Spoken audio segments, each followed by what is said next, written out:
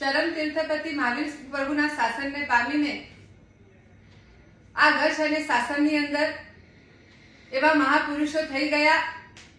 મોટા આસંબિયાના શામજીભાઈ હોય, મેરાવાના દેવજી અને નાનજીભાઈ હોય, પુનડીના રવિલાલભાઈ સંગોઈ હોય કે નારાયણજી શામજીભાઈ હોય, એવા અનેક વીર પુરુષો જેઓએ ગચ્છ અને શાસન માટે કંઈક કર્યું છે, એવા જ એક પ્રતિભા સંપન્ન પુરુષ એટલે કે અચલગચ્છના ઉદ્યમપતિ હતા, અંબરનાથના સેનાધિપતિ હતા, નરેડીના નરપતિ હતા, નાગડા પરિવારના અધિપતિ હતા, ગુણોદય કલા સિંધુના કૃપા પાત્ર હતા અને ગુરુણી મૈયા પરમ પૂજ્ય ચારુલતાસિંહજી મહારાજ સાહેબના આશીષ પાત્ર એવા શાસન રત્ન સુશ્રાવક જયંતિભાઈ જીવરાજ ગોવર નાગડા કે જેઓ પોતાના શાસન પ્રેમથી અને આગવી સૂઝબૂછથી દીક્ષાઓ, અંજન શલાકા, પ્રતિષ્ઠાઓ, 99 યાત્રાઓ, વિવિધ તીર્થોમાં અઠમ તપો, વર્ષી તપના પારણાઓ, શિબિરો વગેરેના કાર્યોના સુચારુ સંચાલનથી અંબરનાથના નામને ચમકાવનાર, અંબરનાથ ગામને ગજાવનાર એવા જયંતિભાઈ કે જેઓ આજે આપણી પાસેથી વિદાય લઈ ગયા. જયંતિભાઈ એટલે એક એવું વ્યક્તિત્વ હતું કે જેઓને પ્રભુ ભક્તિમાં રહેતો હબ સદાય થનગનાટ, ગુરુદેવોના હૃદયોમાં કર્યો વસવાટ, કચ્છ અને શાસન અને સમાજના કાર્યોમાં રહેતો તરવરાટ, શાસનના યશસ્વી કાર્યોથી ફેલાવી પમરાટ, પોતાના ઔદાર્યાદી ગુણોના હતા સમ્રાટ, તપસ્યાઓ અવનવી કરવાનો હતો એક તલસાટ, કદ વામન હતું પણ કાર્યો કર્યા વિરાટ, જેઓની નાદુરસ તબિયતથી અમને થઈ ગયો ખળભળાટ, પોતાનું જીવન એવું કરી ગયા ઝગમગાટ કે આજે ઓચિંતી વિદાયથી થયો છે આડેરાટ. ક્યાં જઈ કરીએ ફરિયાદ, કારણ કે જન્મ માનવનો મળવો એ નસીબની વાત છે અને મૃત્યુ મળવું એ સમયની વાત છે. પરંતુ મૃત્યુ પછી બધાના હૃદયોમાં જીવંત રહેવું એ એક શુભ કાર્યોની યાદ છે. એવા જયંતિભાઈ આજે આપણી પાસેથી વિદાય લઈ ગયા અને જેઓ જયંતિભાઈ એ કેવા હતા તો જાણીએ. જયંતિભાઈનો જ એટલે કે જીનેશ્વર, જગતપતિ જીનેશ્વરના ઉપાસક હતા, જેઓની શરૂઆત સવાર પ્રભાત પરમાત્મા ભક્તિથી થાય અને દરરોજ પ્રભુ ભક્તિ કરવી. જ્યારે પણ ચાતુર્માસ દરમિયાન શતાબ્દી ભવનમાં આવે ત્યારે પહેલા પ્રભુ દર્શન અને પછી જ બધા બીજા કાર્યો કરવા, એવા પ્રભુ પ્રત્યેનો એમનો એક રાગ હતો અને પ્રભુ પ્રત્યેની ભક્તિ અને શ્રદ્ધા હતી. જયંતિભાઈનો ય એટલે કે યતિ ધર્મના પાલકો, સાધુ સાધ્વીઓના ચાહક હતા. ગુરુ ભગવંતોનો પ્રત્યેનો જે અહોભાવ એ બહુ જબરદસ્ત હતો. ગુરુ ભગવંતોની નિષ્ઠા હરેક કાર્યોની અંદર જોઈએ. જ્યારે પણ ઉપાશ્રયમાં આવે તો ફક્ત વડીલને સાતા કે વંદન કરીને ચાલી જવાનું એવું નહીં, પણ નાના મોટા સૌની પૃચ્છા કરતા અને ક્યારે પણ એમના કાર્યો જે પણ હોય તેમાં પણ ગુરુ ભગવંતોની સુપાત્ર ભક્તિની ખૂબ જ વ્યવસ્થા સારી અને સુંદર કરતા. એક ગુરુ ભગવંત પ્રત્યેનો અહોભાવ પણ જબરદસ્ત હતો. જયંતિભાઈનો તી એટલે કે તીર્થંકર પરમાત્માની આજ્ઞાના આરાધક હતા.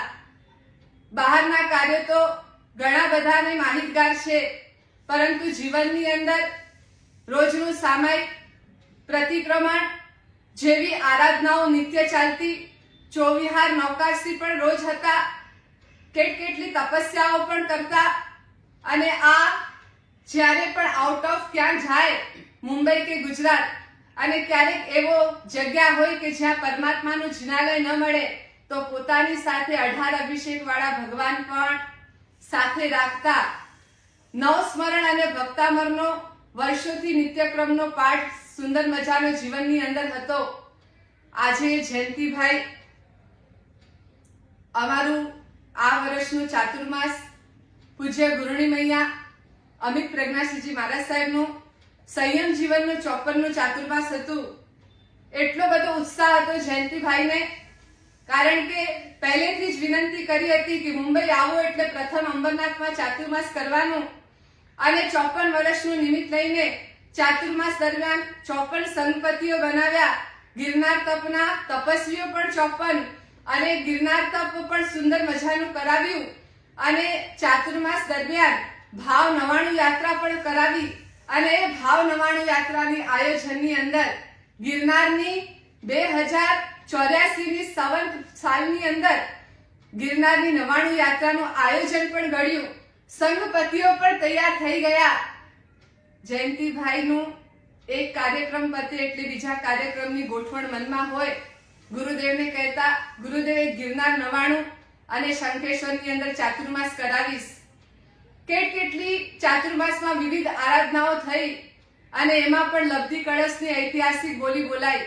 ત્યારે સહજ વાત નીકળી અને વાત કરી જયંતિભાઈને, તો જયંતિભાઈનો જવાબ એક જ, પ્રભુએ બધું ગોઠવી રાખ્યું છે, આપણે તો ફક્ત જોવાનું છે, આપણે પણ નિમિત્ત છીએ.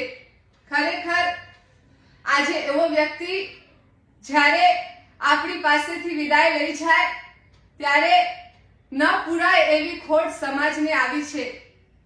એક ખાસિયત જયંતિભાઈની કે હંમેશા મોબાઈલ તો તમે ગ્રસ્ત વાપરો, પરંતુ 2 મહિના થાય અને ડીપી બદલે, પરંતુ મોબાઈલની અંદર જયંતિભાઈ જ્યારે પણ ઓપન કરે એટલે પહેલું મુનીશ્વર સ્વામીનો ફોટો આવે, અને વર્ષોથી એક જ કોલર ટ્યુન, ભૂલો ભલે બીજું બધું, મા બાપને ભૂલશો નહીં.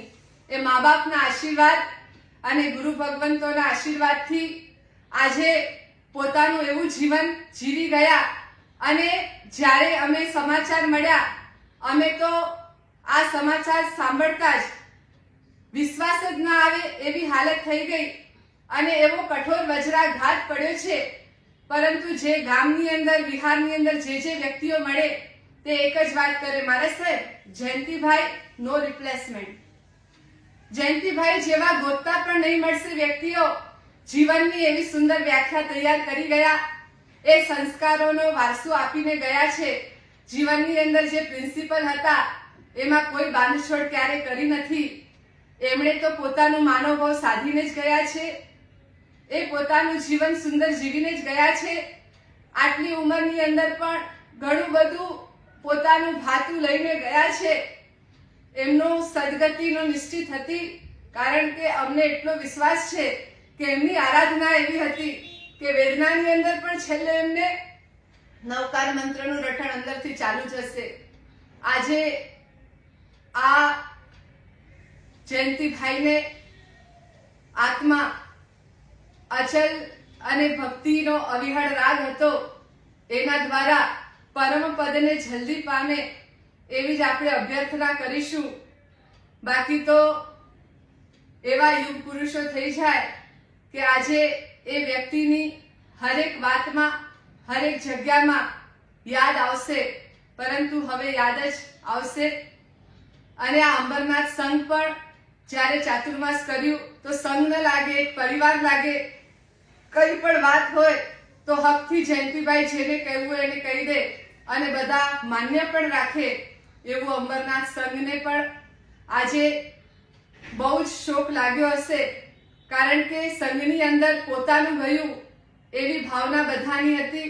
કારણ કે બધાને જયંતિભાઈ પ્રત્યે એટલો બધો ભાવ હતો કે જયંતિભાઈ અહીં તમડે આય, કાકા અહીં તમડે થયા. તો બસ આજે એ જયંતિભાઈની પાછળ વારસો વધીને ખૂબ સંઘ આગળ વધે અને એ જ આત્માને પરમ શાંતિ મળે એ જ અભ્યર્થના, અને ગુરુદેવ તરફથી પણ એ જ એમની અભ્યર્થના અને આશીર્વાદ છે. સર્વમંગલ.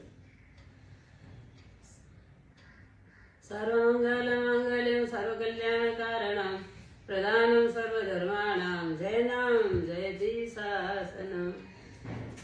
જીનાજ્ઞા વિરુદ્ધ કાંઈ બોલાયું હોય તો મિચ્છામી દુક્કડમ.